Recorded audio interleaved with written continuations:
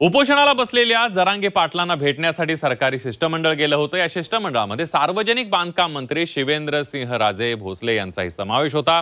चर्चा करताना सातारा गॅझेटचा विषय आला। यावेळेला जरांगे पाटलांनी शिवेंद्रराजेंच्या आश्वासनावर आमचा भरोसा असल्याचं म्हटलंय। बघूया नेमकं काय झालं।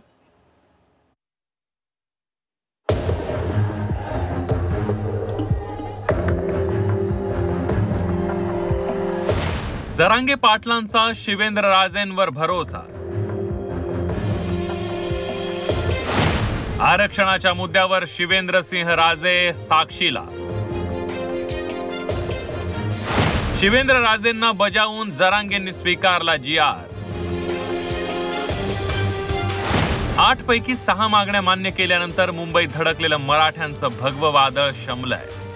आझाद मैदानात उपोषणाला बसलेल्या मनोज जरांगे पाटलांना भेटण्यासाठी मंत्रिमंडळ उपसमितीचे अध्यक्ष राधाकृष्ण विखे पाटील यांच्या नेतृत्वाखालील एक शिष्टमंडळ आझाद मैदानात आलं होतं। या शिष्टमंडळात सार्वजनिक बांधकाम मंत्री शिवेंद्रसिंहराजे होते। शिष्टमंडळातील राजेंवरच जरांगेंचा सर्वाधिक विश्वास असल्याचं जाणवलं।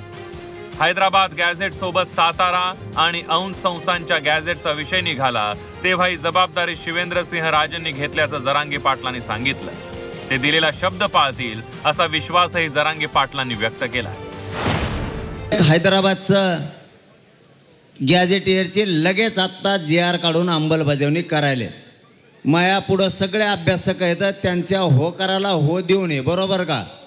1 2 सातारा संस्थांची पण जी.आर. काढायले फक्त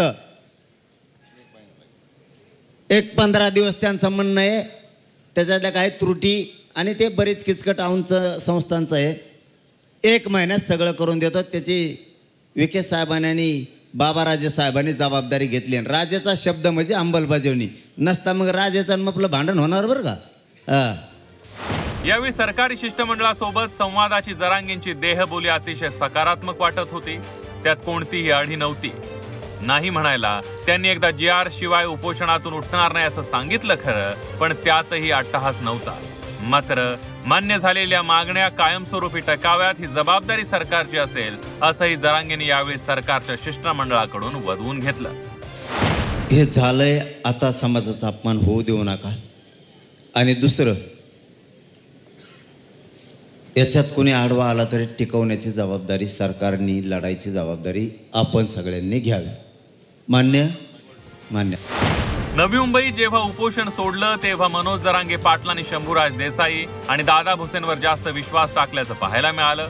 तो विश्वास त्या मंत्र्यांनी सार्थ ठरवला की नाही माहीत नाही। यावेळी मनोज जरांगे पाटील यांनी पुन्हा एकदा विश्वास ठेवलाय। हा विश्वास 100% सार्थ ठरवला जाईल अशी मनोज जरांगे पाटील यांना अपेक्षा।